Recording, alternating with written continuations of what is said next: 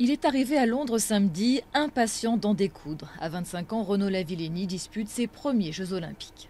Toute une semaine qui a été quand même assez exceptionnelle pour la France avec toutes ces médailles, tous ces beaux résultats. J'étais dans mon canapé, je regardais tout ça et j'attendais qu'une chose, c'est d'être sur le terrain pour moi aussi faire partie de la fête. Le perchiste français faisait jusqu'à il y a peu figure de grand favori après une saison exceptionnelle. Sacré champion du monde en salle à Istanbul en mars, il avait ensuite brillé par sa régularité de meeting en meeting avant de conserver le 1er juillet son titre de champion d'Europe à Helsinki en signant au passage la meilleure performance mondiale de l'année, 5,97 m.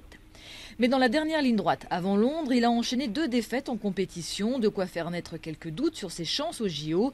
Lui assure être toujours en forme, ne pas avoir perdu confiance et aborder ses jeux aussi sereinement que possible. La pression, s'il y en aura, elle sera une fois arrivé sur le terrain et encore. Je commence à gérer les événements, donc il n'y a plus qu'à attendre. Gérer les événements, c'est notamment gérer l'excès de confiance. Certains redoutaient que Renaud Lavillenie, à force d'accumuler les succès, ne tombe dans ce piège.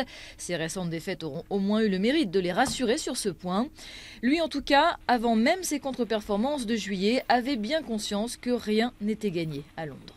J'ai toujours un petit peu, on va dire, la puce à l'oreille qui me dit, voilà, il y a quand même, c'est pas parce que tu as fait 5 x 80 que tu vas le faire forcément une 6e fois, que tu vas tout gagner. L'équipe de France d'athlétisme n'a pas décroché une seule médaille d'or olympique depuis Marie-Josée Pérec et Jean Galfionne à Atlanta en 1996.